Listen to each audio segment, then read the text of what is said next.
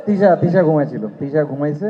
I thought আমি ঘুমাবো, আমার অ্যাক্টিং এর জায়গা থেকে মনে করেছি আমি ঘুমানোর সময় পাবো, বাট আমার ডিরেক্টর তিশা টেকনিক্যালি সেটেও ঘুমাইছে। আপনারা আমার ডিরেক্টর তিশা কিভাবে ঘুমাইছে এটা আপনারা সেটে গেলে দেখতে পারবেন, মানে কাজটা দেখলে বুঝতে পারবে, তাই তো? হ্যাঁ, বেটার।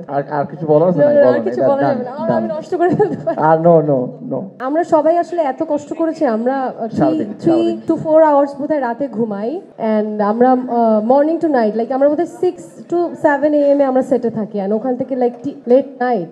থেকে তুমি 6 থেকে 7 ঘন্টা ঘুমাইলে আমি বুঝলাম না। আমি বলছি যে আমি 6টা থেকে 7টা আমরা সেটে ছিলাম। ও 12 ঘন্টা ঘুমায়, কি বলতেছেন? ঘুমায় তারপর আসছে। আমরা change the topic. Anyway, Pritam he is so sweet. আসলে একটা কথা বলবো, এটা আমি আমাদের চরকি প্রমোশনাল অ্যাক্টিভিটিতেও বলেছি, যেটা এখনো রিলিজ পাইনি। তারপরে বলতে চাই যে অবশ্যই অনেক সাপোর্টিভ, বাট আমাদের একটা সিন ছিল যেটা আমাদের বেরিশিরিতে লাস্ট সিন ছিল, অ্যান্ড আমার অনেক ভাইটাল একটা সিন, আমাদের পুরো প্রজেক্টেরই ভাইটাল সিন। ওই সিনের আগে that was very emotional scene.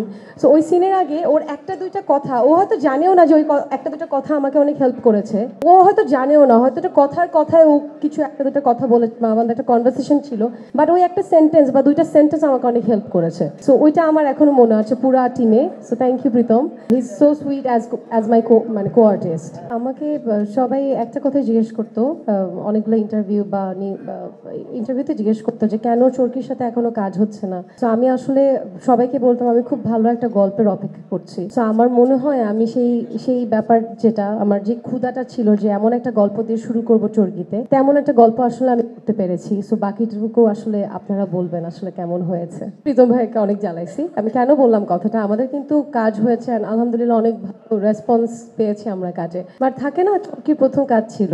And আমি কিন্তু চরকিতে যখন আমার কাজের কথা উঠে, আমি কিন্তু প্রথম বলেছিলাম আমি অ্যাজ ডিরেক্টর জাহিদ প্রীতমকে চাই, কারণ আমার ডিরেক্টর হিসেবে আস্থার জায়গা ততটুকুই প্রীতম ভাইয়ের উপর, যার কারণে আমি প্রথম কাজটাতে আমি চেয়েছিলাম প্রীতম ভাই থাকুক। বাট তারপরে থাকে না কিছু কিছু জায়গায় একটা কনফিউশন, এটা সেটা। তো আমার সব রাগ অভিমান, আমার হাসি ঠাট্টা কান্না, আমার সেটের মধ্যে মনে হচ্ছে সব আমি প্রীতম ভাইকেই বলবো। তো প্রীতম ভাইয়া এরকম একজন মানুষ, পাশা বলছিল, এবং এটা আমি প্রথম দিন মানে আরো 2 বছর আগে যখন আমরা একসাথে কাজ করছি তখন থেকে দেখে এসেছি, তার কোনোদিন কোনো রাগ চিৎকার মেজাজ খারাপ আমি কোনোদিন কিছু দেখি নাই। তা আমি না অবাক হই এটা কিভাবে পসিবল, আমি তো শর্ট টেম্পার্ড, আমি তো রেগে যাই, বা যে কেউ আর কি, হিউম্যান বিং তো আসলে এমনই হওয়া উচিত।